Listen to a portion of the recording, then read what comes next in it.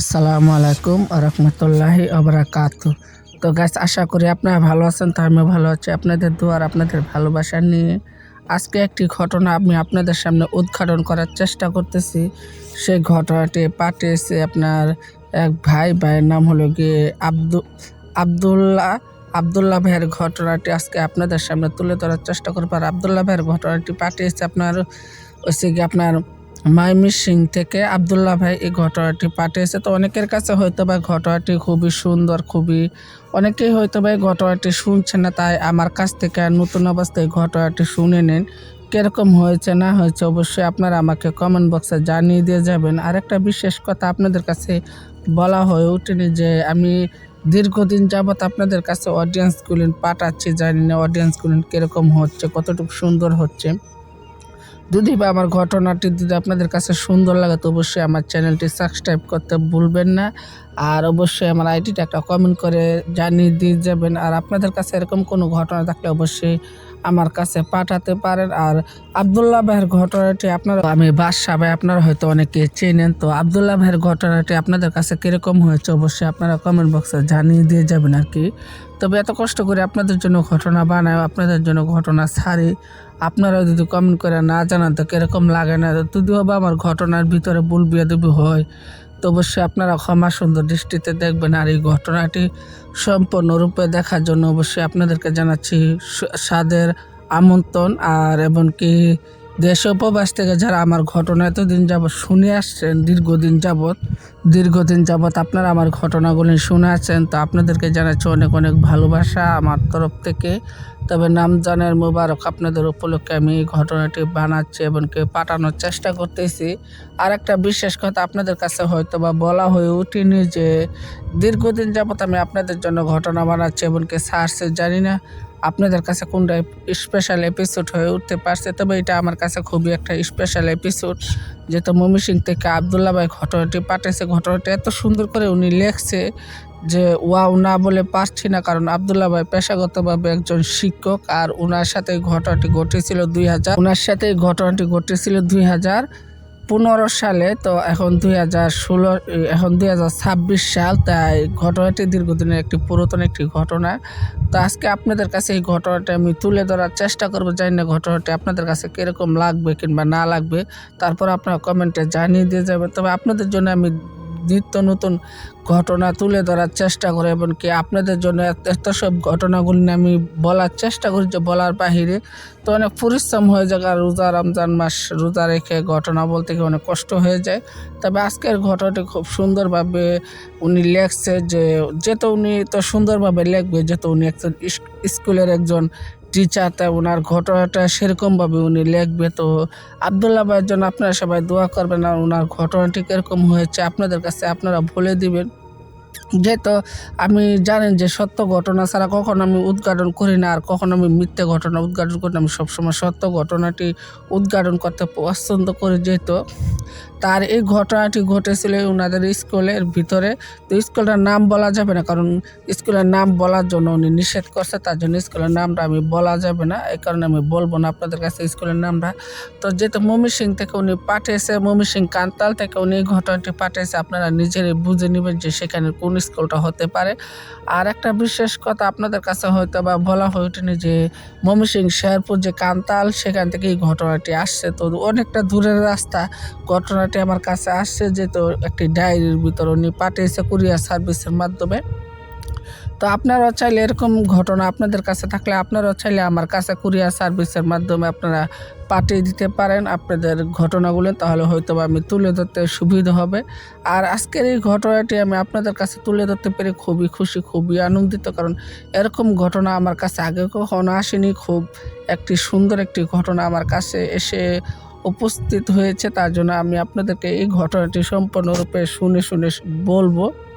আরেকটা কথা আপনাদের কাছে বলতে হয়তো বা ভুলে গিয়েছিলাম যে এত ঘটনা বলার মাঝখানেও যে আমি এত সুন্দর একটি ঘটনা উনির কাছ থেকে পেয়েছি, যে আমি খুবই সৌভাগ্যবান, কারণ উনিও যে আমার ঘটনা শুনে সেটা উনি প্রমাণ করে দিয়েছেন। তাই আমি খুবই সৌভাগ্যবান যে আপনারা আমাকে এত পরিমাণ ভালোবাসা দিয়েছেন আপনারা। তাই দেশ প্রবাস থেকে অনেক বাইরে দেখে, প্রবাসী বাইরে না থাকলে হয়তো আমার ঘটনায় সুন্দর হতো না। তাই ওনাদের জন্য এই ঘটনাটা আমি সুন্দরভাবে আজকে পাঠাবো। যেহেতু ঘটনাটি এত সুন্দর যে গায়ের নোম দাঁড়িয়ে গেছে, আমি ঘটনাটি শোনাবো আপনাদেরকে। এরকম একটি ঘটনা আমার কাছে এসে পৌঁছাইছে। আর একটা কথা, যে আপনারাও চাইলে এভাবে আমার কাছে ঘটনাগুলি পাঠায় দিতে পারেন, আপনাদের পার্সোনাল নাম্বারে হোক কিংবা হোয়াটসঅ্যাপের নাম্বারে হোক, কিংবা আপনারা যেভাবে ইচ্ছা সেভাবে আপনারা কুরিয়ার সার্ভিসের মাধ্যমে পাঠায় দিতে পারেন। যেমন আজকে আব্দুল্লাহ ভাই আমার কাছে এই ঘটনাটি পাঠিয়েছে, ঠিক একইভাবে আপনারাও চাইলে এরকম ঘটনা আমার কাছে পাঠাইতে পারেন। চাইলে আপনারা এইভাবে আমার কাছে ঘটনা পাঠাইতে পারেন। তো আমি আপনাদের কাছে কিছু বলবো না, না বলেও আমি থাকতে পারতেছি না, কারণ ঘটনা যেহেতু আমি আপনাদের জন্য তৈরি করি কন্টেন্ট, নতুন নতুন কন্টেন্ট, তা আপনারা হয়তো জানেন সত্য ঘটনা উদ্ঘাটন করি আর নতুন নতুন কন্টেন্ট আমি তৈরি করার চেষ্টা করি। তো আজকের কন্টেন্টও খুব সুন্দর হবে। তো আজকের ঘটনাটাও খুব সুন্দর হবে। বুঝতে পারতেছি না কেন যেন আমি এতটুকু ওয়াশ ফেলায় কুলাইতে পারতেছি না। তারপর আপনাদের জন্য এই ঘটনাটি আমি তৈরি করার চেষ্টা করব।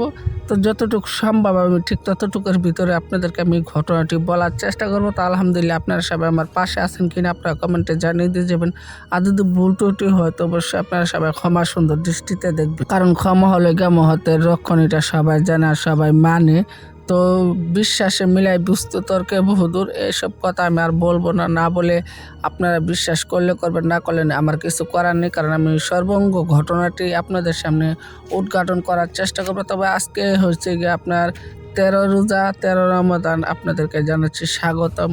যারা যারা রোজদার ব্যক্তি আছেন আপনাদের জন্য, তবে আমিও আপনাদের জন্য রোজা রাখি, তবে অনেকটা পরিশ্রম হয়ে যায় আমার। এই ঘটনা বলি, আবার রোজা রাখতে হয়, আবার দেখা যাচ্ছে নিজের সংসারের কাজকামও করতে হয়। তো এই মিলেমিশে একটা পরিশ্রম তা আমারও হয়। তারপর আমি আপনাদের কাছে এইসব ঘটনাগুলি শেয়ার করি, কারণ আপনাদের কাছে এইসব শেয়ার করলে আমারও ভালো লাগে। এদিক দিয়ে দেখা গেছে আমারও কিছু মুনাফা হচ্ছে, যেমন আমার ফ্যামিলিটা একটু সুন্দরভাবে চলতে পারতেছে।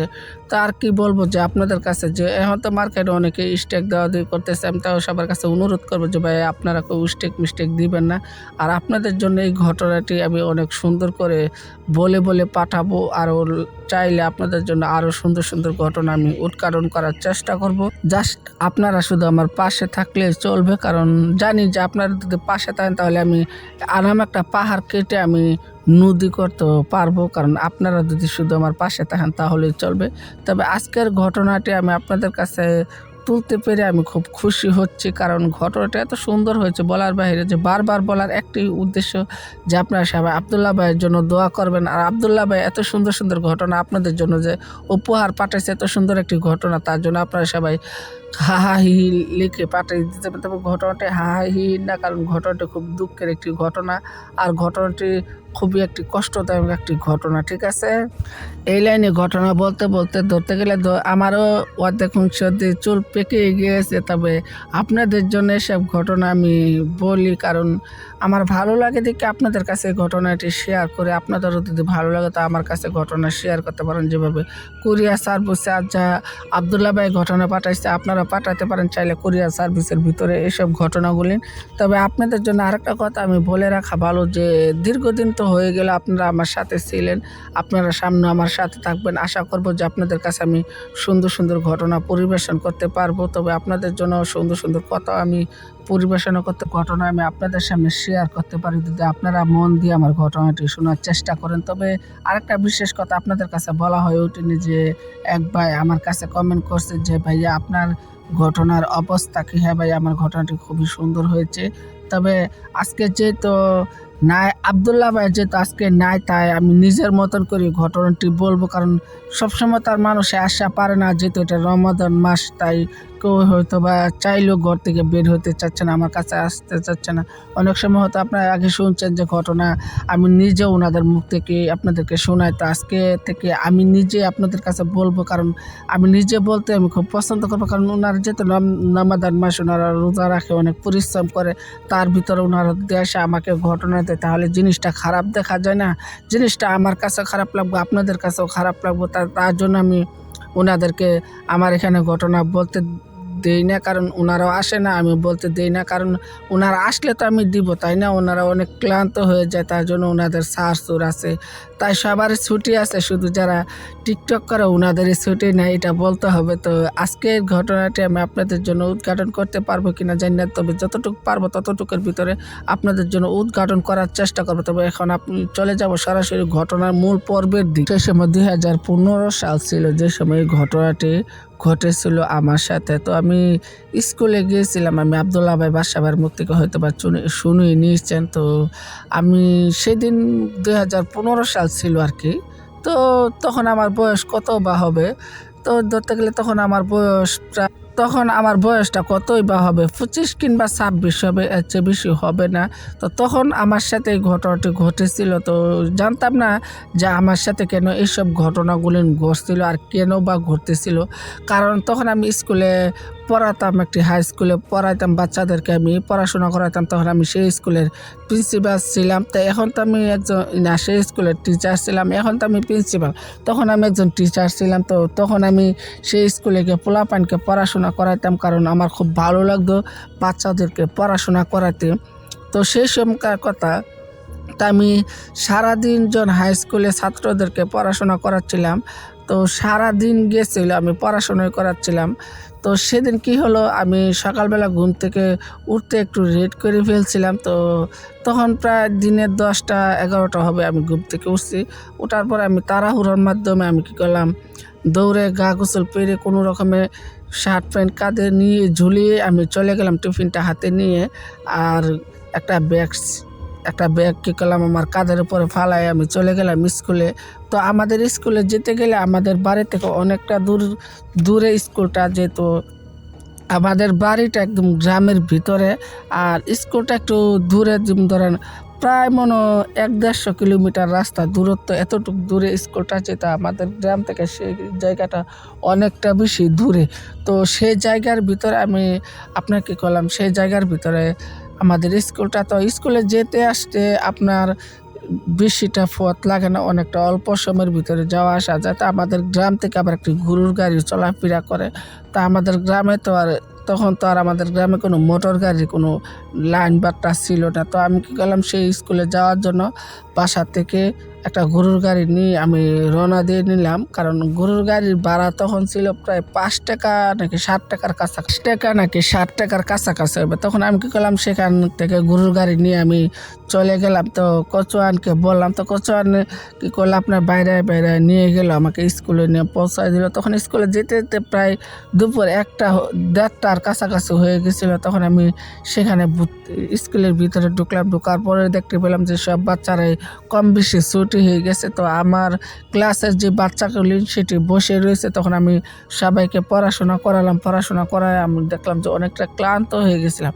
তখন বিকেল প্রায় 4টা-5টা হবে হয়তো বা। তো আমার শরীরটা ক্লান্ত হয়ে গেছে। তখন আবার সেদিন এলাকার যে চেয়ারম্যান সাহেব ছিল, সে চেয়ারম্যান সাহেব বলল যে, তুমি একটু বসো, আজকে তোমার সাথে কিছু কথা আছে। তখন আমি সেই চেয়ারম্যান সাহেবের সাথে কথা বলার জন্য সেখানে বসে রইলাম। তখন 5টা হতে চেয়ারম্যান সাহেবে খবর দিয়ে আমাকে নিল। তারপর চেয়ারম্যানের অফিসে গেলাম, চেয়ারম্যানের সাথে কথাবার্তা বললাম। চেয়ারম্যানের অফিসে যাওয়ার জন্য আমার কাছে তলব আসলো। তখন আমার মনে একটু খুঁতখুঁতানি ছিল, আমি চেয়ারম্যান অফিসে যাব না। তারপরে বাধ্য না থাকলেও আমি গিয়েছি, কারণ যেহেতু আমি সেখানে সরকারি স্কুলে চাকরি করি, চেয়ারম্যানের আন্ডারগ্রাউন্ডে সেই স্কুলটা বসছে, তাই আমি গিয়েছিলাম। ওনার যেহেতু একটা প্রভাবশালী ব্যক্তি ছিল, তো ওনার কথা শুনে আমি গিয়েছিলাম। যাওয়ার পরে উনি বললো, অনেক কথাবার্তা বললো, আমি ওনার সাথে অনেক কথাবার্তা বলতাম, তর্ক বিতর্ক করলাম, অনেকক্ষণ কথাবার্তা বললাম। বলার পরে দেখতে পেলাম যে আমার হাত ঘড়িতে প্রায় 7টা 7:30 নাগাদ হয়ে গেছিলো। তখন আমি চেয়ারম্যান সাহেবকে বলে উঠলাম যে, স্যার এবার আমাকে বিদায় দেন, আমি বাড়ি যেতে হবে। তখন বললো যে, যেহেতু 7:30 হয়ে গেছে, আজকে আর তোমার বাড়ি যেয়ে লাভ নেই, কারণ এখন যেতে তোমার রাত প্রায় 1টা-1:30 নাগাদ হয়ে যাবে। তো তুমি তার চেয়ে বরং স্কুলে থেকে যা, আমি সেখানে খাবার পাঠাচ্ছি কোনো লোকজন দিয়ে। তখন আমি বললাম, তো ঠিক আছে, যেতে এখন যাবো, আবার আসবো। আর এতটা দূরের রাস্তা যাওয়া আসা অনেকটা পরিশ্রম হয়ে যায়। আর সেটা যেহেতু গ্রামের ভিতরে স্কুল, তার জন্য কোনো আশেপাশে কোনো যাই থাকার মতন কোনো হোটেল মোটেলও নাই। তার জন্য আমি কি করলাম, তো ঠিক আছে আমি স্কুলে থেকে যাব। তখন স্কুলে যে প্রিন্সিপাল রুমের সাথে যে একটা রুম থাকে, সেখানে আবার আমাদের সিকিউরিটি গার্ডরা থাকে আর কি, যারা মানে স্কুলটা একটু দেখে শুনে রাখে, সে সিকিউরিটি গার্ড। তা আমি কি করলাম, সেই সিকিউরিটি গার্ডের রুমে গিয়ে শুয়ে গেলাম। সিকিউরিটি গার্ডের সেই জায়গাটা দেখে আমি ভাবলাম সেখানে শুয়ে থাকবো। তখন আমি ভাবলাম না, সেখানে শুয়ে থাকাটা আমার পক্ষে উচিত হবে না। তার জন্য আমি আর সেখানে না শুয়ে আমি কী করলাম, আমার যে কেবিন, সেই কেবিনে গিয়ে আমি বসলাম। বসে অনেকক্ষণ যাবৎ ল্যাপটপ টিপলাম। তখন ভূত এফএমের রাসেল ভাই হয়তো বা ভূত এফএম ছাড়তো। তখন আমি কী করলাম, রাসেল ভাইয়ের একটি ঘটনা আমি শোনার চেষ্টা করতেছিলাম। তো ঘটনাটি আমি লিডের ভিতরে দিয়ে আমি অনেকক্ষণ যাবৎ শুনতেছিলাম। তো ঘটনা শুনতে শুনতে আমার অনেক বেশি ভালো লাগতেছিল, তার জন্য আমি ঘটনা শুনতেছিলাম। তো এত পরিমাণ ঘটনাটি শুনতেছিলাম যে আমি মনোযোগ সহকারে সেখানে বসে বসে ঘটনা শুনতেছিলাম। তখন হঠাৎ করে একটি ভয়ঙ্কর আওয়াজ আমার কানের কাছে ভেসে আসে। তখন আমি ভাবলাম হয়তো বা আমার লিডুর থেকে সে আওয়াজটা আসতেছে, ভয়ঙ্কর আওয়াজটা। তো সেসব আওয়াজ শুনে আমি খুব বেশি ভয় পাইনি। আমি সে ভূত এফএমের লিডুর ঘটনাগুলি শুনতেছিলাম। তো এত ভালো লাগতেছিল লিডুর ঘটনাগুলি যে আমার মনটা খুব খুশি হয়ে গেছিলো। তখন আমি লিডুর ঘটনায় শুনতেছিলাম। তো শুনতে শুনতে তখন দেখতে পেলাম যে আমার হাত ঘড়িতে প্রায় রাত কম অবধি ধরে, তো রাত প্রায় 11টা থেকে 12টা হয়ে যাবে। তখন দেখতে পেলাম যে একজন লোক আসলো, এসে বলল যে তোমার জন্য চেয়ারম্যান সাহেব খাবার পাঠাইছে। তখন আমি কী করলাম, সে খাবারের বাটিটা হাতে নিলাম, নিয়ে এসে আমি খাবার খেতে শুরু করলাম। আর খাবার খেতে খেতে আমি এফএম শুনতেছিলাম। তো আমার খুব ভালো লাগতেছে এফএমটা শুনতে, তো আমি এফএম শুনতেছিলাম। তো খাওয়া দাওয়া শেষ, হাত মুখ ধুয়ে আমি শুয়ে যাব। তখনই আমার কানের কাছে খুব জোরে একটি আওয়াজ আমার কানের কাছে আসতেছিল। তো সেই আওয়াজটা শুনে আমি ভাবলাম হয়তো বা লিডুর থেকে আসতেছিল। তখন লিডুটা আমি অফ করে দিলাম। যখন ভয়ঙ্কর জায়গার ভিতরে আসলো, তখন আমি লিডুটা অফ করে দিলাম। অফ করে দেওয়ার পরে দেখি যে সে আওয়াজটা আবারও আসতেছিল। তখন আমি খুবই ভয় পেয়ে যাই, কারণ এত বড় স্কুলটার ভিতরে শুধু আমি একাই আছি, আর 2টা সিকিউরিটি গার্ড আছেন না, তো আর কেউ নাই সেই স্কুলটার ভিতরে। আশেপাশে কোনো লোকজন নাই বললেই চলে, যে এরকম আমার লাগতেছিল। তো সেই 2টা লোকও যে গেটের সামনে গিয়ে ওনারা সেখানে বসে রইল, কারণ ওনারা আর আসে নাই, আর ওনারা সেখানে বসে ওনারা পাহারা দিতেছিল। তখন আমি কি করলাম, সেই স্কুলটা ঘুরে ঘুরে দেখতেছিলাম যে আসলে কোথাও থেকে সে আওয়াজটা আসতেছে। আমি সেই স্কুলটা অনেকটা জায়গা জুড়ে আমি খুঁজতেছিলাম যে কোথাও থেকে সে আওয়াজটা আসতেছে কি না। তো আমি কোথাও সে আওয়াজটা পাচ্ছিলাম না বললেই চলে। তখন হঠাৎ করে শুনতে পেলাম যে আমার কানের কাছে জোরে জোরে, আমি সেই আওয়াজটার পিছু নিতে থাকি। আর পিছু নিতে নিতে আমি অনেকটা দূরে এগিয়ে যাই যে কোথাও থেকে সে আওয়াজটা আসতেছে কি না। তো সেই আওয়াজটার পিছন করতে করতে আমি সেই আওয়াজটার পিছু করতে করতে আমি অনেকটা রাস্তায় চলে যাই। তো কোথায় থেকে যেন আওয়াজটা আসতেছিল, থেকে সে আওয়াজটা আসতেছে, আমি সেটা দেখার জন্য আমি একটু সেখানে বসে রইলাম। আর বসে বসে আমি দেখতেছিলাম যে কোথা থেকে আওয়াজটা আসতেছে। তখন আমি দেখতে পেলাম যে আমাদের স্কুলের ভিতর যে সেই আওয়াজটা একটা পুকুরের মাঝখান থেকে দেখতেছিলাম। তখন আমি ভাবলাম হয়তো বা সেই আওয়াজটা এখান থেকে আসতেছে। তো আমি চিন্তা করলাম যে যেহেতু পুকুরের মাঝখান থেকে আস্তে আস্তে স্কুলের মাঠে, তখন আমি সেই পুকুরের পাড়ে গেলাম, যে দেখতে পেলাম যে সেখানে একটা হাড় হঠাৎ করে আমার চোখের সামনে ভেসে উঠলো। তো সেই হাড়টা দেখে আমি খুব বেশি ভয় পেয়ে গেলাম। তখন আমি সে কঙ্কালটা দেখে আমি দূর দিয়ে আমি চলে আসলাম যে কিসের এটা হাড়, আর কিসের কারণে বা আমার কাছে এই হাড়টা আমার সামনে এসে পড়লো। তো আমি এইসব নিয়ে গবেষণা করতেছিলাম আর ভাবতেছিলাম যে সেই হাড়টা আমি হঠাৎ করে দেখে আমার গায়ের লোম দাঁড়িয়ে গেছিলো। তো আমি দৌড় মেরে চলে আসলাম। তখন হাড়টাও দেখতে পেলাম যে আমার সাথে সাথেই চলে আসলো, কারণ মানুষের কঙ্কালটাও দেখতে পেলাম যে আমার সাথে সাথে চলে আসলো। তখন আমি বুঝতে পেলাম যে সেই মানুষের কঙ্কালটা কোথা থেকে আসছে, সেটা দেখার জন্য আমি খুব বেশি ভয় পেয়ে গেলাম যে এই মানুষের কঙ্কালটা কই থেকে আসছে, কী সমস্যা। তো এইসব ভাবতে ভাবতে আমি খুব বেশি ভয় পেয়ে যাই আর কান্নাকাটি করতে থাকি। তখন আমি কি করব না করব আমি কিছুই ভেবে পাচ্ছিলাম না যে আমি এখান থেকে কিভাবে বা বাড়ি ফিরতে পারি, আর কিভাবে বা আমি সেখান থেকে বাড়ি আসতে পারি। এসব জিনিস আমি চিন্তা ভাবনা করতেছিলাম আর ভাবতেছিলাম যে এখান থেকে কিভাবে বাড়ি আসতে পারি। তো বাড়ি যে আসবো তাও তো আমার বাড়িটা অনেকটা দূরে, আর অনেকটা দূরের রাস্তা, কারণ বাড়িটা তো আর আমার কাছে পিঠে না, অনেকটা দূরের রাস্তা আমার বাড়িটা। তখন দেখতে পেলাম যে আমার হাত ঘড়িতে প্রায় রাত 2টার কাছাকাছি অলরেডি হয়ে গেছে। তো এখন যদি বাড়ি আসি তো ভোর সকাল হয়ে যাবে, আবার বাড়ি আসে আবার চলে যেতে হবে। তো আমি কী করলাম, সেখানেই থাকবো বলে আমি চিন্তা ভাবনা করতেছিলাম। তো সেখানে যে থাকবো সেই কঙ্কালটা আমার পিছনে ছাড়তেছিল না। তখন কঙ্কালটা বলতেছিল যে তুমি আমাকে এখান থেকে মুক্তি দাও, আমি এই জীবন থেকে মুক্তি চাই, তুমি আমাকে মুক্তি দাও। তখন আমি বলতেছিলাম যে আমি কিভাবে ওনাদেরকে এখান থেকে মুক্তি দিব, আর কীভাবে বা ওনাকে এখান থেকে মুক্তকরণ, যে আমি এইসব জিনিস ভাবতেছিলাম। তো ভাবতে ভাবতে আমি কোনো কুল কিনারে পাচ্ছিলাম না যে আমি কিভাবে ওনাকে মুক্তি দিতে পারে, আর কীভাবে বা ওনার সাথে এসব ঘটনাগুলি ঘটছে, আর কীভাবে আমি ওনাকে মুক্তি দেবো সেটা আমি চিন্তা করতেছিলাম। তখন আমি কঙ্কালটিকে জিজ্ঞেস করে বসলাম যে তোমাকে যে আমি মুক্তি দিব, কিভাবে আমি তোমাকে মুক্তি দিব, তুমি আমাকে রাস্তাটা বলে দাও। তখন কঙ্কালটি বলে উঠলো যে এই পুকুরের ভিতরে আমার কঙ্কালটা পড়ে আছে, এখানকারই কিছু লোকজন মিলে আমাকে দর্শন করে হত্যা করে ফেলছিল। তো আমি সেই থেকে এই পুকুরের ভিতরেই আছি, আমি এখান থেকে আর কোথাও বেরোতে পারছি না। তো তোমরা চাইলে আমাকে এই পুকুর থেকে নিয়ে আমাকে মুক্তি দিতে পারো। তখন আমি এইসব কথাবার্তা কঙ্কালের সাথে যখন বলতেছিলাম, তখন দেখতেছিলাম রাত প্রায় 3টা 3:30 হয়ে গেছিল। তো আমি একা একা তার কিছু করতে পারতেছিলাম না, কারণ আমি ভয় পেয়ে গেলাম। কারণ যত একজন স্কুলের টিচার হয় না কেন, তো রাত্রেবেলা যদি এই জিনিসগুলো দেখে তো কার না ভয় পামো। তো এইসব যখন দেখে যখন আমি ভয় পাইতেছিলাম, তখন আমি বললাম তো ঠিক আছে, আমি তোমাকে সকালে হয়তো বা মুক্তি দিলেও দিতে পারে। তো এইসব জিনিস যখন ভাবতেছিলাম যে সকালে হইলো বা তোমার মুক্তি দিলেও দিতে পারে, তো এইসব ভাবতে ভাবতে আমি কি করব না করব কোনো জিনিসই ভেবে পাচ্ছিলাম না। আর তখন দেখতে পেলাম যে রাত প্রায় 4টার কাছাকাছি অলরেডি হয়ে গেছে, তো সকাল এখনও হয়নি। তখন আমি সেখানে দাঁড়িয়ে দাঁড়িয়ে সে কঙ্কালের সাথে কথা বলতেছিলাম যে কিভাবে ওনাকে মুক্ত করুন, যা আর কিভাবে ওনাকে সেখান থেকে মুক্তি দেন, যে এসব জিনিসগুলি আমি চিন্তা করতেছিলাম। তো চিন্তা করতে করতে আমি মুক্তি দেওয়ার জন্য আমি অনেক চেষ্টা করতেছিলাম যে কিভাবে ওনাকে মুক্ত করা যায়, কীভাবেও বা ওনাকে এখান থেকে মুক্তি দেন, যাতে এসব জিনিস ভাবতেছিলাম। তখন আমি ভাবতেছিলাম কিভাবে আমি এখান থেকে ওনাকে মুক্তি দিতে পারি। তো এইসব জিনিস যখন আমি চিন্তা করতেছিলাম, তখন আমি কান্নাকাটি করতেছিলাম যে কিভাবে সেখান থেকে বাইরে হন যায়, আর কীভাবে বা ওনাকে সেখান থেকে মুক্তি দেন যায়, এসব জিনিস ভাবতেছিলাম। তখন শুনতে পেলাম হজরের হালকা বাড়ি বাতাসে হজরের আজানটা আমার কানের কাছে ভেসে আসলো। তখন সেই আজানটা শুনতে পেয়ে আমি খুব খুশি হলাম। ভারী বাতাসে সেই হজরের আজানটা আমার কানে আসতে আমি একটু স্বস্তির নিঃশ্বাস আমি শুনতে পাই, হালকা ভারী বাতাসে হজরের আজানটা। তখন হজরের আজানটা শুনতে পেয়ে আমি একটু স্বস্তির নিঃশ্বাস পালাই, আর কিভাবে আমি সেখান থেকে মুক্তি পাবো সেটা আমি পেয়ে ফেলি। তখন আমি চলে আসি, আর দেখি কঙ্কালটা আমার সামনে ছিল না। তখন আমি চলে আসি, এসে আমি প্রিন্সিপাল স্যারকে সম্পূর্ণ ঘটনাটি খুলে বলার পরে প্রিন্সিপাল স্যার বলে ওঠে তো ঠিক আছে, দেখি গিয়ে সেখানে কোনো কঙ্কাল আছে। তখন প্রিন্সিপাল সাহেব সেখানে কী করলো, ডুবুরি লাগাই দিল।